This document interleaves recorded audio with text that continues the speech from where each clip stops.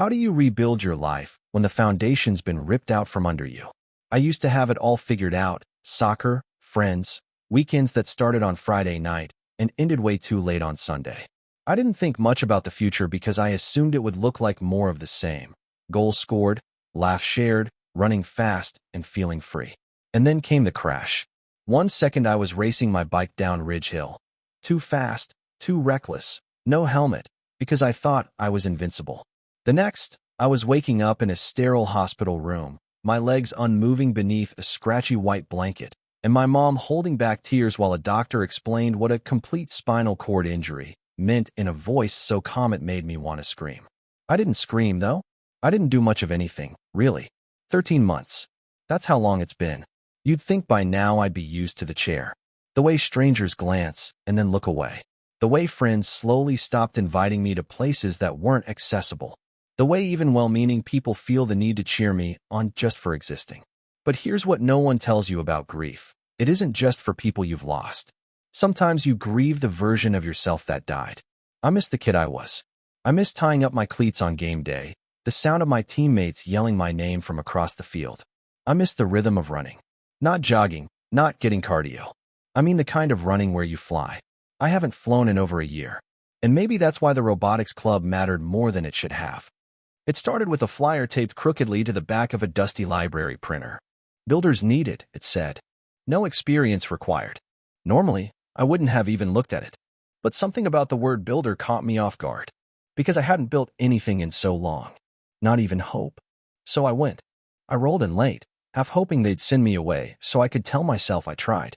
But no one said a word. Theo, the team lead, just handed me a set of safety goggles and said, "You ever used a soldering iron?" I shook my head. "Cool," he replied. "Want to learn?" That was it. No pity, no tiptoeing. Just in. For the first time in over a year, I wasn't the wheelchair kid. I was just Luca, a guy who happened to be good at fixing things. The robot wasn't much to look at, boxy, a little slow, one will always drifting slightly left, but it was ours.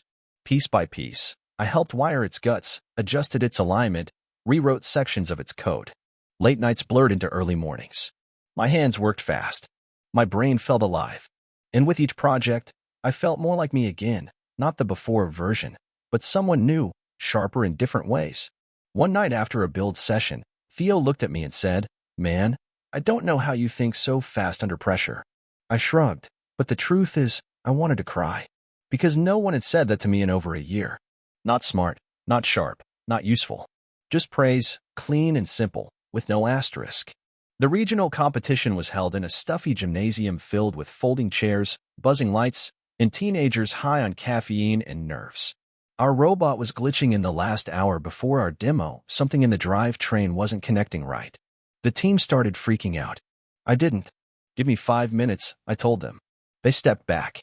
No one hovered. No one doubted. That trust? That might have been the real win. 4.5 minutes later, the bot was moving like a dream. Smooth, straight, balanced. I sat back and wiped my palms on my jeans. My chest felt like it might explode, but in the best way. We didn't take first place that day, but they handed us the Best Technical Fix award, and Theo made a point to say that was the Lucas save. That night, I passed a shop window on my way home and caught my reflection. It was raining a little, soft and cold, and the street light behind me made the wet pavement glow like something out of a movie. I stopped. There I was, sitting in my chair. Hoodie up, hands in my lap. Tired, quiet, and still here. And in that moment, I didn't see someone broken. I didn't see a mistake or a tragedy. I saw a builder.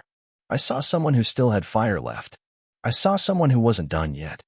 The Monday after the robotics competition, something weird happened.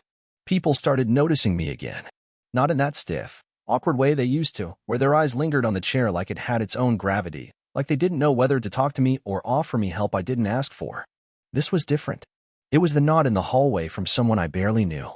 The "Hey, nice work this weekend" from a classmate I hadn't spoken to since before the accident.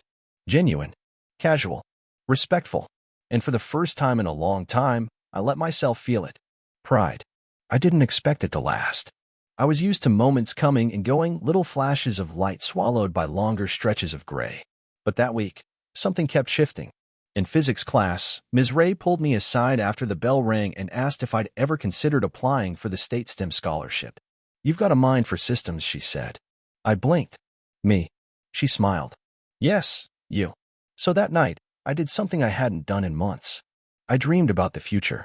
Not the past, not the kid I used to be, not the life I lost, but a future I might actually want. One with blueprints and soldering irons. One where I built machines that moved the way I couldn't and designed solutions no one else had thought of. That same week, Coach Dugan, my old soccer coach, stopped me outside the cafeteria. He looked older somehow. Or maybe I just hadn't seen him up close in a while.